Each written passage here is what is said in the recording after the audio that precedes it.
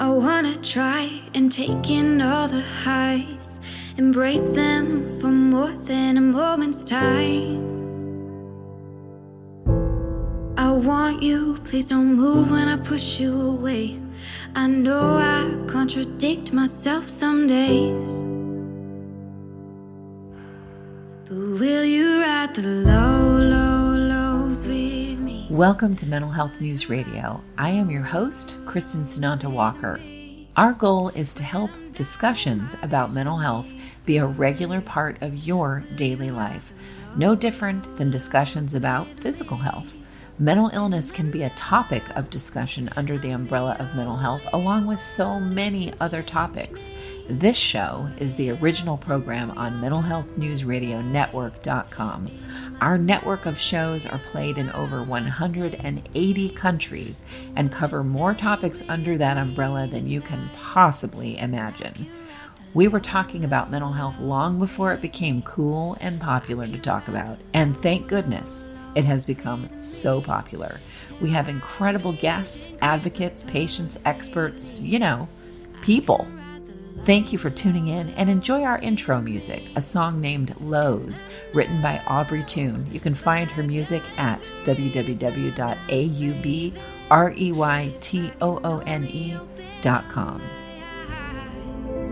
That night when I started praying, I cried, will you ride the lows with me?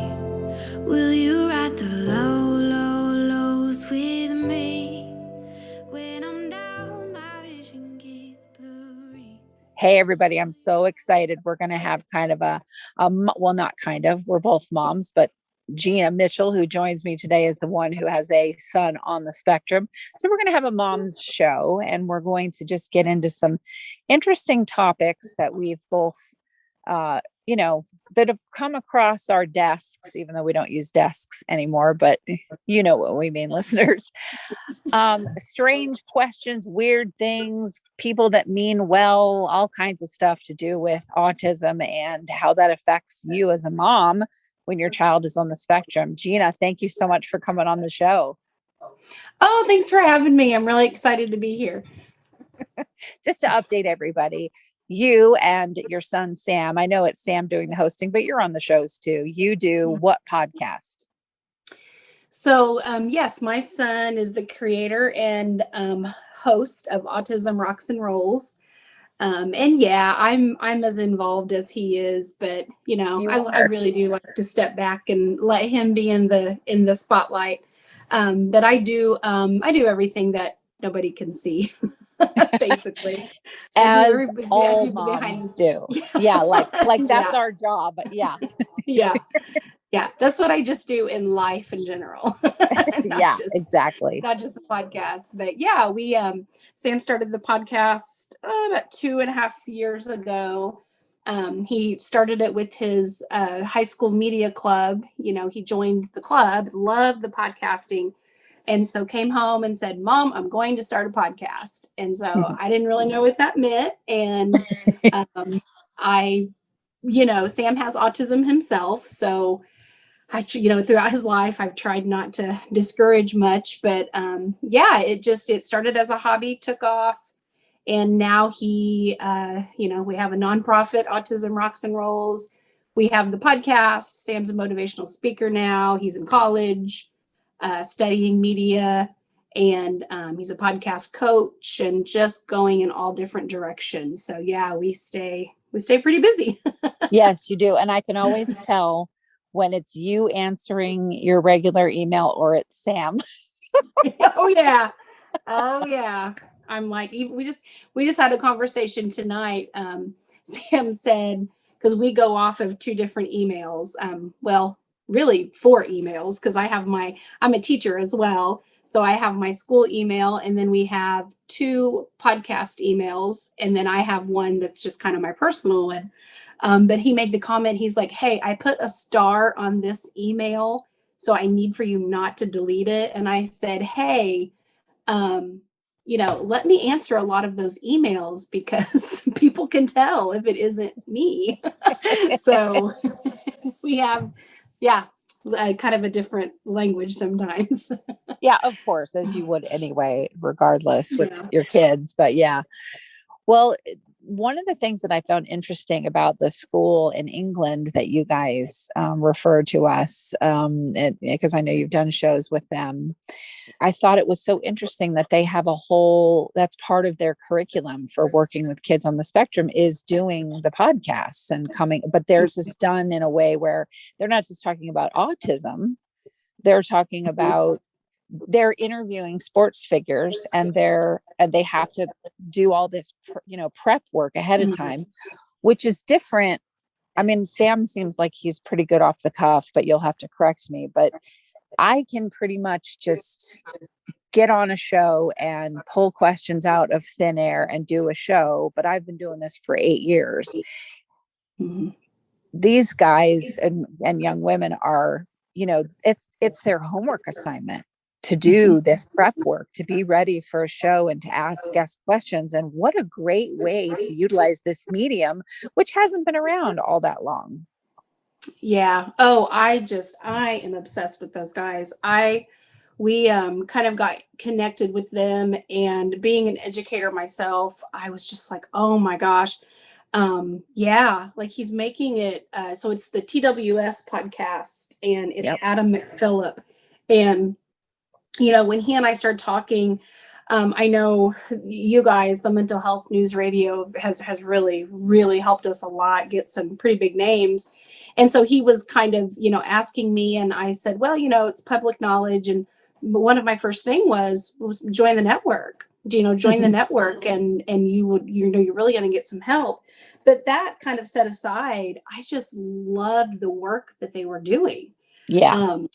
Even with the group of any kids, autism or not, this is Right. like, oh my gosh, this is a tremendous idea. So I just kudos to them for, yeah, he's great. The whole program's great. Have you seen that with Sam where, I'm sure you have, but how much and what have you seen happen being a mom and a teacher in terms of his autism doing something like this? Well, there's certain things that he has a lot of strength at, I think, because he has autism. And then I think there's other times because he has autism, it might be a little bit hard. It just kind of all depends on what it is. The really good thing with Sam is that he's pretty organized. He's very organized with his podcasting. And that's good because he has, in a month's time, he has created his own job. He has created, like, this is what I do on this day. This is what I do on this day. And then he's created my job. So I have a Full-time list, job, and then yeah, you have and then a job. So I have a list of things I keep beside my computer that he typed out that said, okay, before the episode is released, this is what I need you to do. And then when it's done but not released, and then I need you to do this. And so he is just really, really organized. So that's fabulous. That helps him and that helps me. But then sometimes it can be too rigid. It can be to where I'm like, Sam, go into the interview with 3 questions. If you watch Dan Rather, that's what we kept trying to tell him was, if you watch Dan Rather, he's the best interviewer of all time. Right. And that's what he did. Sometimes he went into the interview with 1 question. And that's really, really hard for Sam to do. And somebody that's not on the spectrum and as an outsider, sometimes I feel like that can kind of close some opportunities for him. Right. But then, I say that, but he's doing so great with it that I don't know what I'm talking about. He does. I mean, he also doesn't fit he doesn't fit one of the typical stereotypes of autism, autistic kids anyway. Well, adults too, in, introvert, inability to communicate well, those things. I mean, I've seen Sam get frustrated, and in that way, I can see where, okay, I see this, but in those other ways, outgoing, gregarious, on the fly thought process, all of those ways. So, so he's like, to me, he's the perfect mascot which Mhm. that's probably the worst word. Don't tell him I said that. Sam, you're not listening right now. But to say, hey, let's stop talking about the cure for autism, Mhm. because it's, hey, we've got these strengths that other people don't, neurotypicals don't have. Let's talk about that. And let's get off this whole thing of, this is some sort of disease or disorder. Yeah, yeah, yeah, yeah. That will offend him quicker than anything. And it does. And when people do that, when they say, let's cure it, that is extremely offensive to people that are like, what are you talking about? You want to get rid of me? You want to Right. get rid of like who I am? So, yeah, we are huge, huge. Like that's part of his mission is to take that stigma away. Are things tough with autism? Absolutely. Yeah. Like we've had days before where I'm like, okay, I'm done. Like I'm gonna go get my rock now and I'm gonna go crawl under it and I am not doing this anymore. I quit. Like I've had those days. We all have. But that's just the thing. It's really no different than I've said a million Yep. times being a parent. Like I've never met a parent that said, oh man, when I raised those 3 teenagers, that was the easiest thing I ever did in my life.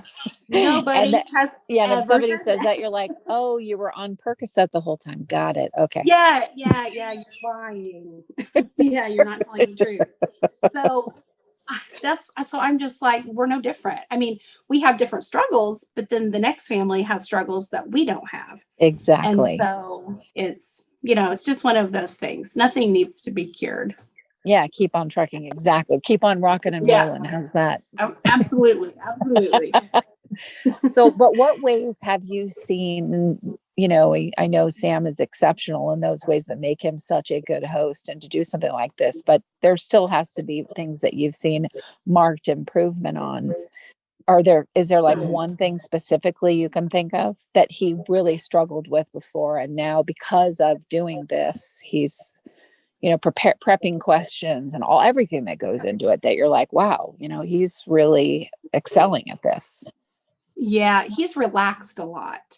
We both have gotten into our groove and he has, he can go into an interview now and he can stray from the questions. Mm, When you take somebody who's on the autism spectrum and some people like Sam are very rigid in what they do, he would type out 45 questions and by golly, he's asking every 45 questions, no matter what.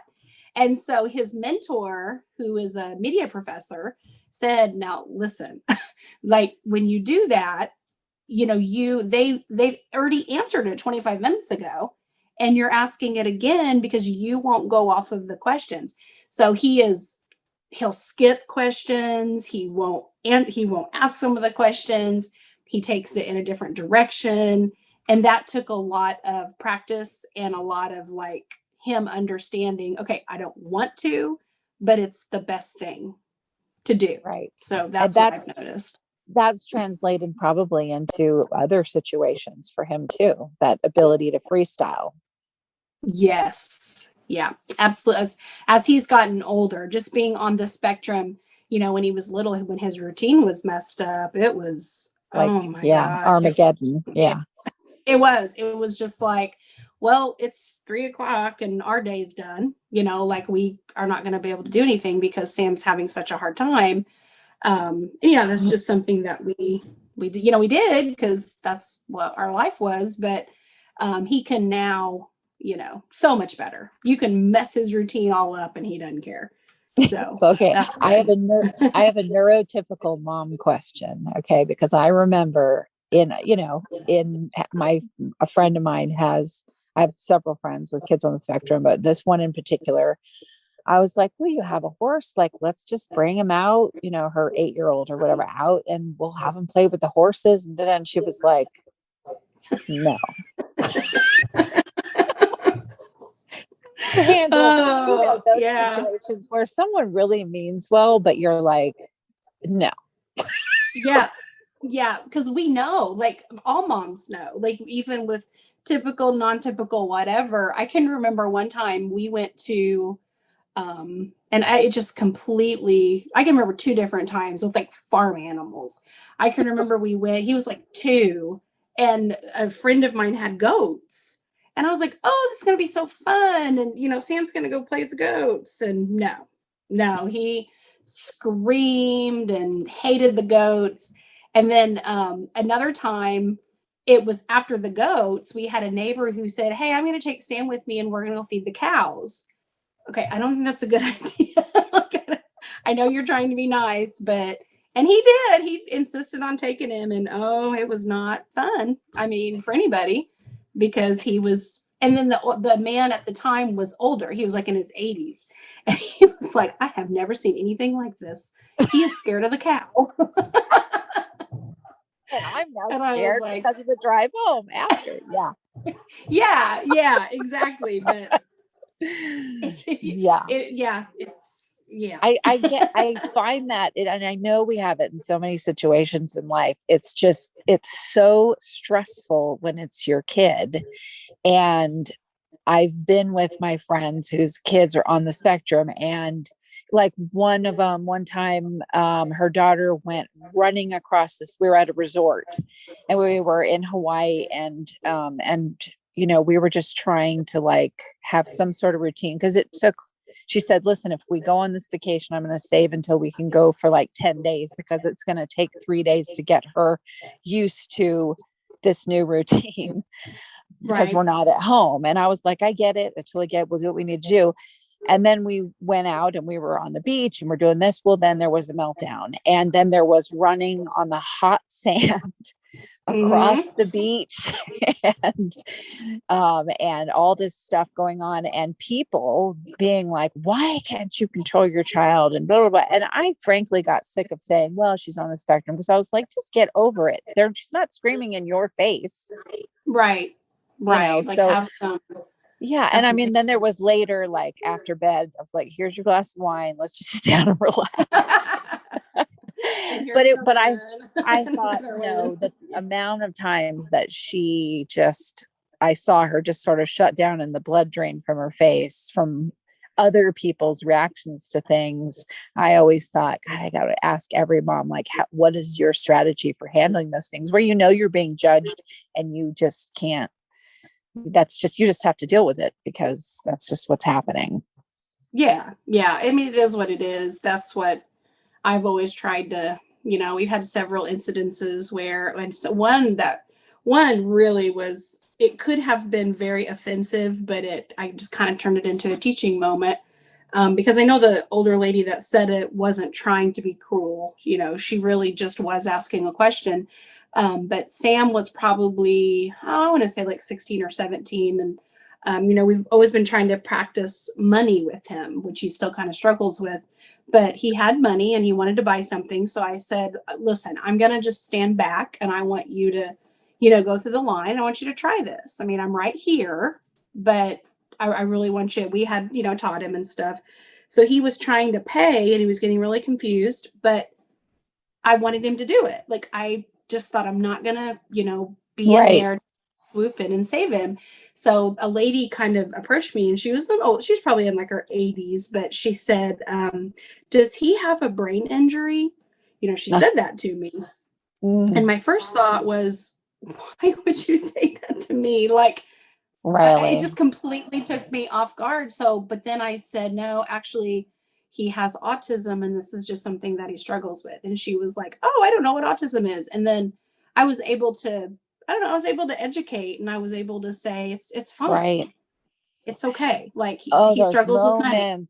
Aren't those moments a trip, Gina, where you have to like put your ego aside, or your mom's ego, or whatever, ego, maybe even the wrong word, but you have to put things aside and really, I don't know, gather yourself in some way to be able to be like, okay, I'm going to see this as a teaching moment. And yes, something positive did come out of this, because sometimes it's great to be able to do that. But then there are times where you are just at your wit's end because of whatever's going on in your life.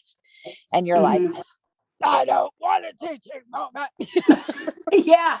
Oh yeah, I've been there too.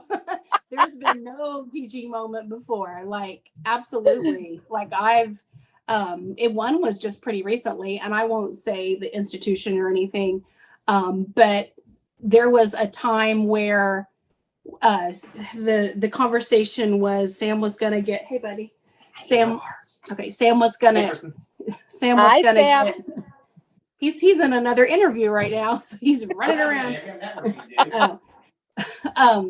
But what I was saying was they said something about there was like accommodations that needed to happen, and I knew legally, like I know what the laws are, and I knew that him like transferring to higher education, I knew what they could and couldn't do. And so one of the accommodations was, like Sam needs a copy of notes. And I knew that if I said that, I knew that they would have to do that. And, the comment was, well, we save that accommodation for people who really need it. Mm. And I stopped, and it was a phone call, and this guy was on speaker, and Sam looked at me and went, well, here we go. That's what he said. He was like, here we go. Like he could tell like my face. And so that was not a teaching moment. Like that was more like, I don't think like you've, like you're not understanding. Like this is what's going to happen. And it ended up being fine. Like, but that wasn't a nice moment.